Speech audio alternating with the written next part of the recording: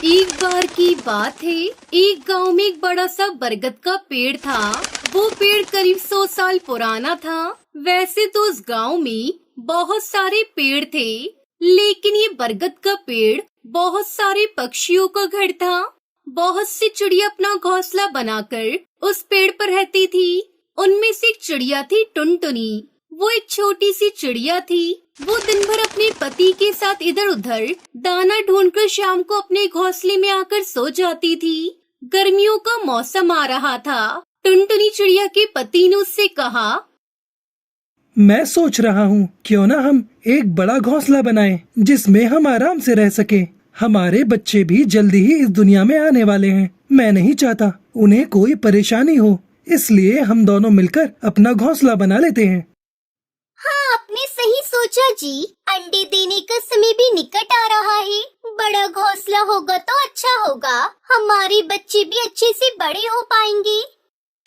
ऐसा सोचकर दोनों सुबह सुबह तिनकों को इकट्ठा करने के लिए निकल पड़ते हैं। लेकिन आज का दिन तो बड़ा ही मुसीबतों वाला निकलने वाला था। उस गांव में चीलों की एक टोली आ गई थी। वो भी न जाने कहां से। चीलों की टोली ने पूरे गांव में हड़कंप मचा रखा था। पक्षियों के खेतों को नुकसान पहुंचाया करते और घरों में घुसकर खाने पीने के सामान को तहस नहस कर दिया करते। और यही नहीं, पुराने बरगद के पेड़ पर उछल कूद मचाकर सभी चिड़ियाओं के घोंसलों को भी तोड़ दिया करते, जिससे सब पक्षी बहुत परेशान थे। शाम को जब सभी पक्षी बरगद के पेड़ पर आए तो तब अपने घोंसले को तहस नहस देखकर वो सभी दुखी हो गए और कहने लगे, हे ऊपर वाले, ये सब क्या अनर्थ हो गया। हमारे घोंसले को किसने इतना नुकसान पहुंचाया? ये सब किसने किया? पास ही में रहने वाला बिल्लू बिल्ला टुनटुनी चिड़िया से कहता है, टुनटुनी चिड़िया, ये काम उन चीलों की टोली का है जो अभी अभी ही हमारे जंगल में आए हैं। जब से वो जंगल में आए हैं उन्होंने सबका जीना हराम कर दिया है। कभी वो किसी के घर तोड़ते हैं तो कभी किसी का शिकार करते हैं। हम सब उनसे बहुत ज्यादा परेशान हो गए हैं। समझ नहीं आ रहा है कि अब हम क्या करें। वो हमें चैन से जीने नहीं दे रहे हैं यहाँ पर।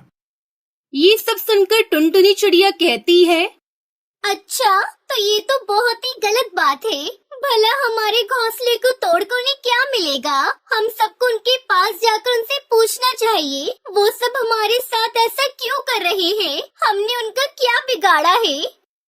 टुनटुनी चिड़िया की बात से सभी पक्षी सहमत हो जाते हैं और चीलों की टोली के पास उनसे जवाब मांगने जाते हैं। पर चीलों की टोली तो जंगल में आतंक मचाने ही आए थे। फिर चीलों का सरदार टुनटुनी चिड़िया और बाकी सभी पक्षियों से कहता है, ओए तुम सारे पक्षी बरगद के पेड़ को छोड़कर चले जाओ। उस पर अब हम चील ही रहेंगे, समझे या नहीं? चील जी, वो बरगद का पेड़ हमारा बरसों पुराना आसरा है। हम उसे कैसे छोड़ दें? वो पेड़ बहुत बड़ा है। हम सभी पक्षी और आप मिलकर उस पर साथ में रह सकते हैं। बस एक दूसरे को कोई नुकसान न पहुंचाए तो हमें कोई दिक्कत नहीं आपके वहाँ रहने से। नहीं, तुम पक्षी ये पेड़ अभी के अभी छोड़ दो, नहीं तो फिर हम तुम्हारे घोंसलों को भी तोड़ देंगे और उसके साथ तुम्हें भी, ताकि तुम फिर कभी दोबारा जिंदगी में उड़ ना पाओ। अगर तुम्हें अपनी जिंदगी इतनी प्यारी है तो समझ जाओ, क्योंकि अभी भी वक्त है। ये सुनकर सभी पक्षी डर जाते हैं और पेड़ छोड़ने का निर्णय लेते हैं। फिर टुनटुनी चिड़िया उन सभी से कहती है, आप सभी डरे नहीं। हमें मुश्किलों का सामना करना चाहिए, ना कि भाग जाना चाहिए।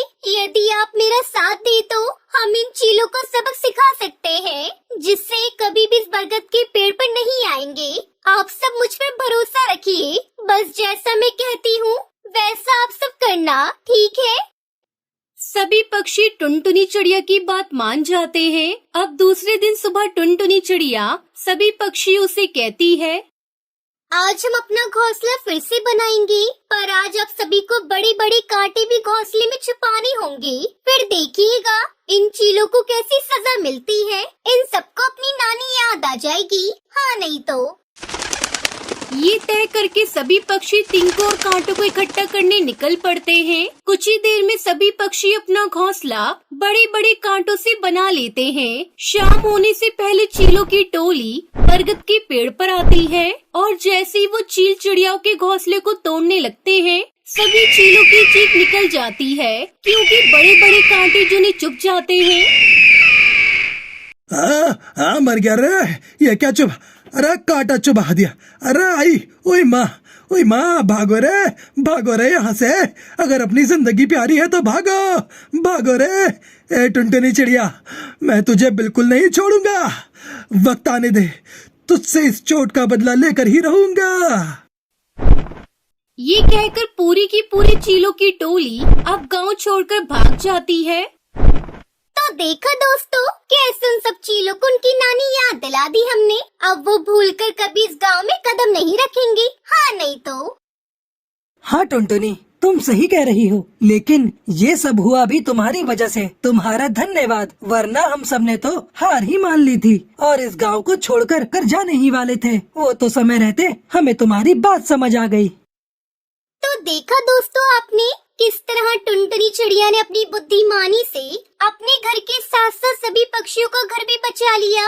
अगर आपको ये कहानी पसंद आई हो तो इस वीडियो को लाइक और इस चैनल को सब्सक्राइब करना न भूलें।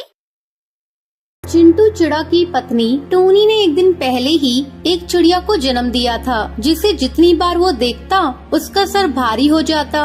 अपनी चिंता वो अपनी टोनी से नहीं छुपा सका और गुस्से से बोला, चार बच्चे पहले से ही हैं और अभी आ गई।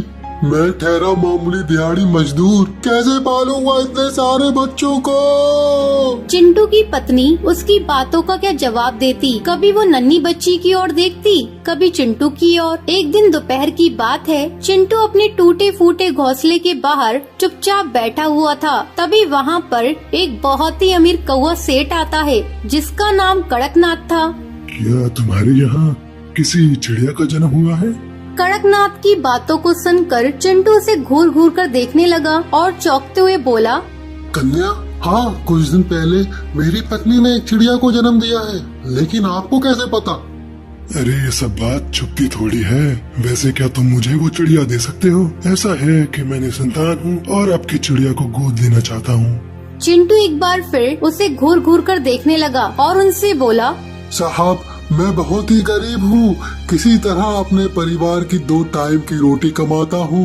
जब से मेरी ये बेटी हुई है, मैं उसकी चिंता में घुला जा रहा हूँ। आप मेरे पास किसी भगवान की तरह आए हैं, आपके पास इसका भविष्य बन जाएगा। मेरे पास तो इसकी किस्मत में सिर्फ भूख और बीमारी ही आएगी। चिंटू ने अपनी बेटी कड़कनाथ को दे दी। कड़कनाथ ने बच्ची को लिया और वहाँ से निकल पड़ा। रास्ते में एक नदी पड़ी। कड़कनाथ बच्ची को लेकर नदी किनारे जा खड़ा हुआ। आज मैं अपने बेटे का भाग्य अपने हाथों से लिखूंगा। आज मैं मिटा रहा हूँ अपने बेटे का भाग्य में लिखी वो बात जो मैं नहीं चाहता।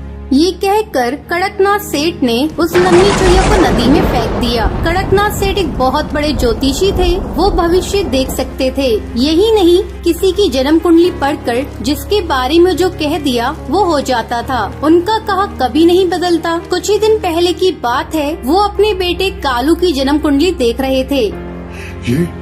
ये क्या है? ये कैसे हो सकता है? मेरे इकलौते बेटे का विवाह किसी दिहाड़ी मजदूर की बेटी से होगा?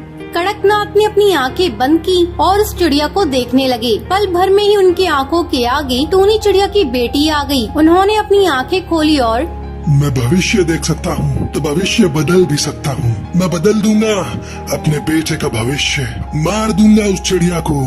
दूसरी ओर नन्ही चिड़िया पानी के भाव के साथ बहती जा रही थी। वहीं नदी के किनारे एक पेड़ पर रहने वाली बबली कबूतरी उस समय नदी पर पानी पी रही थी। आज तो बहुत देर हो गई पानी पीने में। तभी उसकी नजर पानी की लहरों के ऊपर बहती हुई चिड़िया पर पड़ी। बेचारी लगातार रोए जा रही थी। अरे ये किसकी चिड़िया है? किस निर्दयी ने इस बच्ची को पानी में डाल दिया? अरे जब पाल नहीं सकते हो तो पैदा क्यों करते हैं? बबली ने उस नन्ही चिड़िया को लहरों से निकाला। वो बच्ची लगातार रोए जा रही थी। क्या हो गया? अरे क्या हो गया? भूख लगी है क्या? मैं हूँ ना, मत रो बेटी, मत रो। बबली के पति का 2 साल पहले ही देहांत हो गया था। उसका दुनिया में कोई नहीं था। उसने इस बच्ची को गोद ले लिया। बबली ने उसका नाम टुनटुनी रखा। समय धीरे धीरे पंख लगाकर उड़ता गया। टुनटुनी चिड़िया बड़ी हो गई थी। इस बीच बबली कबूतरी की भी मौत हो गई थी। उधर ज्योतिषी कड़कनाथ का बेटा भी जवान हो गया था। एक दिन की बात है, वो जंगल में सुनहरी शाम का आनंद ले रहा था। तभी अचानक से मौसम खराब हो गया। जोर जोर से आंधी चलने लगी। ओहो, इतनी भारी तूफान, ऊपर से ये बारिश, ओहो। तभी बारिश और तेज हो जाती है और तेज हवाओं के साथ कालू कौआ नदी में गिर जाता है। कुछ देर तक वो पानी में हाथ पैर मारता रहा, फिर थककर वो बेहोश हो गया और लहरों के साथ बहने लगा। उधर दूसरी ओर टुनटुनी नदी में पानी पीने आई थी, लेकिन तेज तूफान और बारिश के कारण वापस लौटने की सोच रही थी। तभी उसे कालू कौआ पानी में बहता हुआ दिखाई दिया। अरे ये कौन है? कौन बहता हुआ आ रहा है नदी के भाव के साथ? टुनटुनी तुरंत पानी से उसे बचाने के लिए उड़ जाती है और लहरों से लड़कर उसकी जिंदगी बचा लेती है। कालू को जब होश आया तो उसने खुद को टुनटुनी के घर में पाया। मैं कहाँ हूँ? आप कौन है? तब टुनटुनी ने कालू को सब बातें बताई। ये सब बातें सुनकर कालू का दिल टुनटुनी के लिए प्यार से भर गया और उसने अपने प्यार का इजहार भी उसी समय कर दिया। टुनटुनी ने भी उसके प्यार को स्वीकार कर लिया। कुछ दिन बाद उन दोनों ने शादी कर ली। शादी के बाद कालू कौआ टुनटुनी को लेकर अपने घर पहुंचा और अपने पिता को सारी बातें बताई। तुमने शादी कर ली? लेकिन ये लड़की कौन है? इसकी गोद क्या है? खानदान क्या है? तब टुनटुनी ने सारी बातें बताई, जिसे सुन कड़कनाथ ने अपना सर पीट लिया और मन ही मन सोचने लगा, भगवान, कुछ साल पहले इस काले अध्याय को मैंने अपने बेटे की जिंदगी से निकालना चाहा था और ये फिर से मेरे सामने आ गई। लेकिन मैं हार नहीं मानूंगा। इस दिहाड़ी मजदूर की बेटी को मैं कभी अपनी बहू स्वीकार नहीं करूंगा। कुछ दिनों के बाद कालू कौआ अनाज लाने के लिए दूसरे जंगल गया हुआ था। तो कड़कनाथ ने टुनटुनी को अपने पास बुलाया और उसे बहुत ही चिंतित स्वर में कहा, मैं तुमसे कुछ मांगना चाहता हूँ बेटी, अपने लिए नहीं, अपने बेटे के लिए, उसके जीवन के लिए। बोलो क्या तुम वो मुझे दोगी या इनकार करके मेरे बेटे की जिंदगी को खतरे में डाल दोगी? ये सब आप क्या कह रहे हैं पिताजी? मेरी तो कुछ भी समझ नहीं आ रहा है। देखो, मैं कहना तो नहीं चाह रहा था, लेकिन तुमसे नहीं कहा तो बड़ी मुसीबत आ जाएगी। तुम्हें तो पता है मैं ज्योतिषी हूँ। मैंने अपने पुत्र की और तुम्हारी कुंडली देखी है। उसमें साफ साफ लिखा है कि अगर तुम दोनों साथ रहे तो मेरे पुत्र की मृत्यु हो जाएगी। ये आप क्या कह रहे हैं? मैं सही कह रहा हूँ बेटी। हम उसकी मृत्यु को रोक सकते हैं अगर तुम उसे छोड़कर हमेशा के लिए कहीं चली जाओ तो। पति की खातिर टुनटुनी अपना घर और जंगल छोड़कर दूसरे जंगल चली गई। कई दिन तक वो भूखी प्यासी इधर उधर भटकती रही। एक दिन वो नदी किनारे बेहोश होकर गिर पड़ी। जब उसे होश आया तो उसके सामने भुल्ला नाम का एक बुढ़ा सपेरा बैठा था। वो सांप का खेल दिखाकर अपना पेट पालता था। तुम कौन हो बेटी और कहाँ से आई हो? तब टुनटुनी ने उसे सारी बातें बताई। टुनटुनी की बात सुनकर भुल्ला उससे बोला, बेटी, जो भाग्य में लिखा होता है उसे कौन बदल सकता है? यही तुम्हारे भाग्य में लिखा था तो उसे तुम कैसे बदल सकती हो? वैसे भी तुम्हारा ये फैसला तुम्हारे पति के जीवन के लिए है, इसलिए इसे स्वीकार करो और नई जिंदगी शुरू करो बेटी। टुनटुनी भुल्ला सपेरा के साथ रहने लगी। वो उसी के साथ सांप का खेल दिखाती। यही नहीं, उसने भुल्ला सपेरा से जहरीले सांपों को पकड़ने की कला सीखी, बल्कि उनके जहर को काटने का मंत्र और जड़ी बूटी के बारे में भी जाना।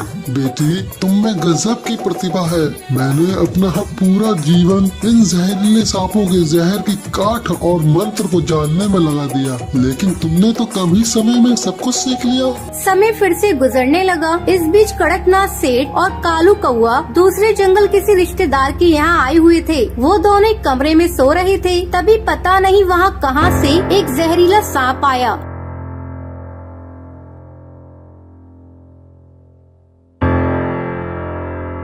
और उसने कालू कौवे को काट लिया। कालू दर्द से करा उठा। पिताजी, मुझे सांप ने काट लिया है।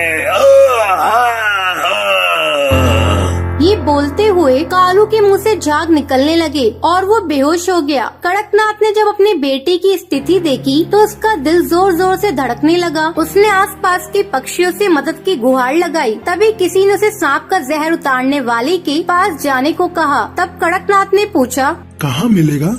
यहाँ पे कुछ ही दूरी पर सपेरों की बस्ती है। वहीं पर भुल्ला नाम का एक सपेरा रहता है। कहते हैं उसके पास दुनिया के जहरीले से जहरीले सांपों की काट है। हमें कालू कौवे को उसी के पास लेकर जाना चाहिए। वो सभी भुल्ला चील के घर पहुँचे। भुल्ला को उसने सारी बातें बताई। तब भुल्ला ने कहा, देखिए, मैं अब बहुत बुरा हो गया हूँ। अब मैं आपकी मदद करने में असमर्थ हूँ। हाँ, लेकिन मेरी बेटी आपकी मदद कर सकती है।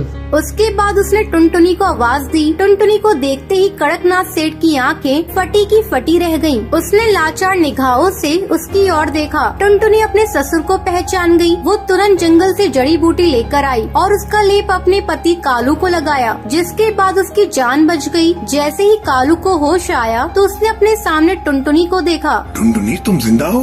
लेकिन पिताजी ने तो कहा था कि तुम्हें कोई जंगली जानवर उठाकर ले गया था। ये बात सुनकर टुनटुनी ने अपने ससुर की ओर देखा तो कड़कनाथ ने हाथ जोड़कर उससे कहा, मुझे माफ कर दो बेटी, मैं तुम दोनों का गुनहगार हूँ, खासकर टुनटुनी का। मैंने भाग्य के लिखे को बदलना चाहा, लेकिन हार गया। मुझे माफ कर दो टुनटुनी, मुझे माफ कर दो।